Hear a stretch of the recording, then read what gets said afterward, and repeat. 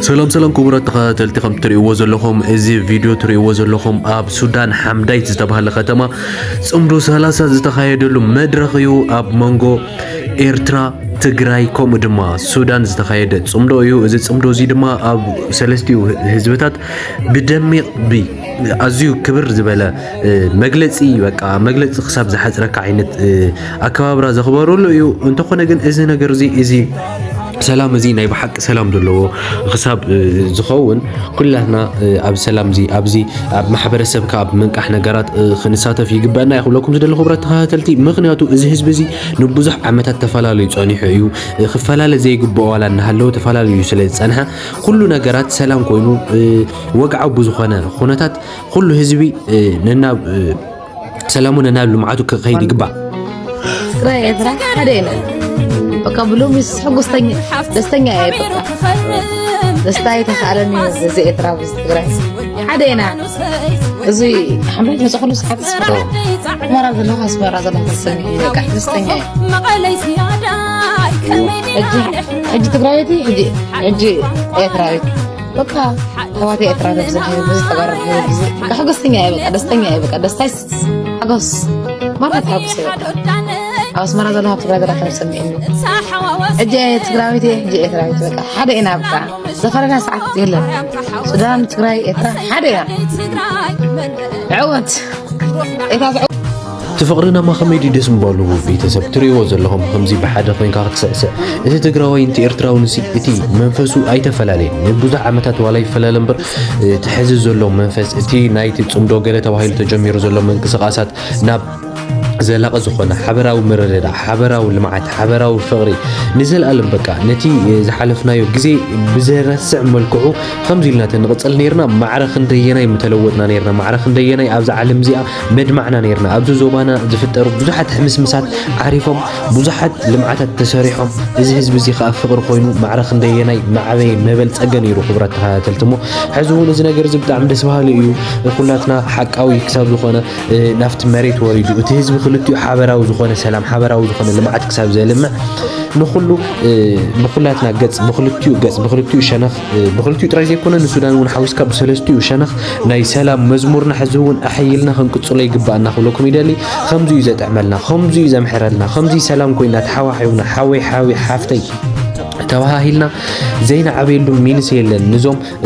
أنصارنا زموصو بدوتات دما زين سغرولو مخنيات يلن كبرات تخاتلت مالتيو تريو زلكم اتي ناي تግራይ ኤርትራን ሱዳንን ጥምረት ብዝለዓለ ደረጃ ናብ ጽምዶ ከም ትሪእዎ ዘለኹም ይኾይኑ ዘሎ ናይ ኤርትራ ባጤራ ናቕፋ ኣብ ትግራይ ኣብ ኣገልግሎት ይውዕል ከም ዘሎ ዝገልጽ ዝወጽ ዘሎ ሓደሽተ ሓበሬታታት ዝምልከተን ኢትዮጵያ ክልል ትግራይ ሓደ ባጤራ ናቕፋ ኣብ ዕዳጋ ትግራይ ብሸመንተ ብር ተገዚኡ ንንግዱ ይውዕለሎ ዝብል ክስ ቤት ጽሕፈት ንግዲ ክልል ትግራይ መልሲ ሂቦ ካልእ ነገርና ተሰርሐ እዚ ምህላው ዝገርም ኣይኮነን ቤት ጽሕፈት ብዙህነትን ርክብ ህዝብታትን ክልል ትግራይ ብወገኑ ምስ ኤርትራ ዘሎ ርክብ ህዝብን ህዝብን በር ንግዳዊ ኣይኮነን ኢሉ ኣብ ዓዲግራት ሓዊሱ ኣብተን ናብ ኤርትራ ዝቐረባ ከተማታት እቲ ዞባ ባጤራ ናቕፋ ንዕድጊት ይውዕል ከም ዘሎ ሓበሬታ ክዝርጋሕ ጸኒሑ እዩ ፖርት ኣብ ዝሃቦ መግለጺ ገንዘብ ኤርትራ ናቕፋ ኣብቲ ዞባ ይዘዋወረን ንመግዝእ ንብረት ኣገልግሎት ይውዕል ከም ዘሎ ገሊጹ እዩ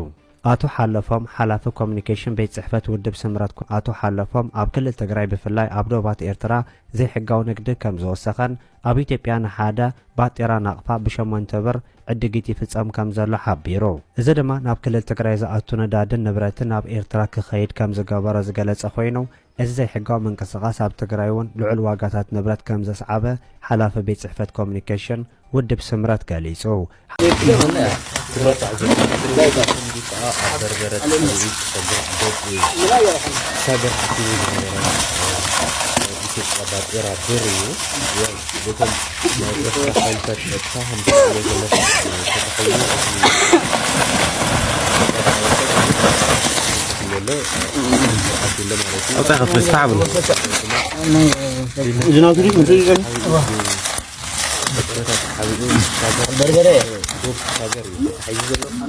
مشوارنا إنه ده مستقل كده خبر كامل ብዙሓት ሰባት ነዚ ነገር እዚ ክናገሩ حبل ولا كان أنا خير ده مستقل كعوفل أنا لو عندي بيستريح ብጣዕሚ መሕዘኒ እዚ ሓውን ዝግዳዩን ያው ስግራ ዶብ ክሰገር እዩ ከገሮም ሒዞሞ ዘለዉ ኩላትና ካብዚ ነገር እዚ ካብ ኮንትሮባንድ ከንጠንቀቕ ካብ ጠንቀቕ በዘጋጠም ዝመለስ ከመሓላልፈኩም ዝደሊ ብዙሓት ሰባት ብዛዕባ ናይቲ በርበረ ምፍሳስ እናተገደሱ ይርከቡ ከምኡ ድማ በርበረ ባንክ በርበረ ኢንተርናሽናል ባንክ ክብሉ ወይ ስማዕ ኣለሞ ከምዚ ዓይነት ባጫታት ከምዚ ዓይነት ቀልድታት ካብ ማሕበረሰብና ክውገድ እዩ ዝግብኦ ምክንያቱ ሓደ ሰብ ጽቡቕ ተዘይረኺቡ ክትቀልደሉ ኣይግባእካን እሞ እዚ ነገር እዚ ሕዚ እውን ዘይሕጋዊ ንግዲ አይና ክናቆም ዘለና እምበር እሳለቀሎም ኣይግባእን ይኽብሉ ዝደሊ ክብራት ተኸታተልቲ عبيت مرحتي لبحلو ناي تግራይ ወይ ናይ ሓራ መሬት ልባህል ሰራዊት ላዕለውት አመራርሓ ልባህሉ መኖሪያም አዲስ አበባ እዩ ሌክዠሪ ህይወት እዮም ነው ርሳቶ ኒው ልባህል ህይወት እዮም ነው ጽቡቕ ህይወት እዮም ነው ስለዚህ ያው ቱ ኢንካም ውን ካፍቱ ልመጽእ ካብዚ ተዋሂሉ ልመጽእ ለተሰራዊት ሓንቲ ከስክስኳስ አይተገዛቲ ዝኾነት መغየሪት ነገር አይተገዛቲ ሳቶም ግን ህይወቶም ቀይሮም ነው ማለት ስለዚህ سويت مرتعت ناتهم هيوت مغير مالت قال تفل عليه بوتاتات مصيوم بسرون توم اديسا على لو كوماند توهيلهم مرحتي توهيلهم تصوع ساعات ساتهم مصيوم مالت اماخرت كونو ايتو تتحسب بسرون مجمريا نبر مالت تمنسي غزناينا حتى كو تمنسي لابوتو يمصاندي مالت منسي لا لخونه يشغاشغ بوتاي حازن دي نيرو او حرام مريت مصيوم كعاب على ماتيوم وعلم حيزومو ስለዚህ ቦታ አይና ቀይር ነበር ምንም ለውጥ ተቀየረ ነገር የለ ማለት ነው ምክንያቱ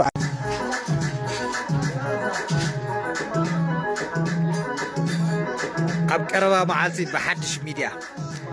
ሚዲያ ይخفصሉ ጣዕሚ ሂጅ ለኾነ ማለት ነው ኩሉ ለሓቆፈ ኣብ ቀረባ መዓልቲ ተጸበይኒ ቢዩቲብ ማለት ነው ኣብ ቲዲኤፍ ዘለኹምና ኣብ ቲፒኤፍ ዘለኹም ሕዋተይ ከይትሽወዱ ከይትቀያየሙ ሕዋቲኹም ክልቲኹም ሕዋቲኹም ማለት እዩ እዚ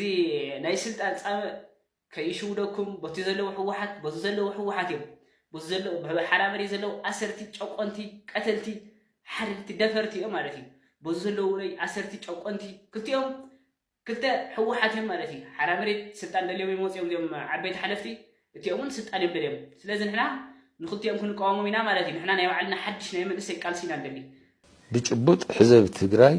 ካብ መላ ኢትዮጵያ ዘሎ ሰላም ዝሕሸ ሰላም ኣሎ በተነጻጻሪ ካብ ጫፍ ሸራሮ ክሳዕራያ ለይትን ቀትርን ኪድ ሰላም ኣሎ ንሰላም እዚ ሕዚ የለን ዘይምባል ብውሕት ዘሎ ሰላም እንኳን አስተማሩ ጋይስ በዚህ ሰዓት አረብ ሚሊተሪ ዞት ከወጣው መረጃ ላይ እንደተመለከትኩት ከሆነ ዩናይትድ አረብ ኤምሬት ወደ 20 የሚጠጉም ሚራጅ 2000 የተባሉ ተዋጊ ጀቶችንም ለኢትዮጵያ ማበርከቷና መስጠቷ እየተገለጸ ይገኛል። እንደ ዘገባው ከሆነ የኢትዮጵያ አየር ኃይልና የአየር ላይ ሚሊተሪን በከፍተኛ ሁኔታ ያሳድጋሉ የተባሉት እነዚህም ወደ 20 የሚጠጉ መልቲ ሮል የሆኑ ሚራጅ 2000 የተባሉት እነዚህ ተዋጊ ጀቶች እጅግ ዘመናዊና አሁን ላይ ዘመኑ የደረሰባቸው ቴክኖሎጂዎች በሙሉ የተገጠመላቸው እንደሆኑ ተገልጿል። ኢትዮጵያም ታዲያ ከተባበሩት አረብ ኤምሬቶች እነዚህ ጀቶችንም መረከቧ ተገልጿል።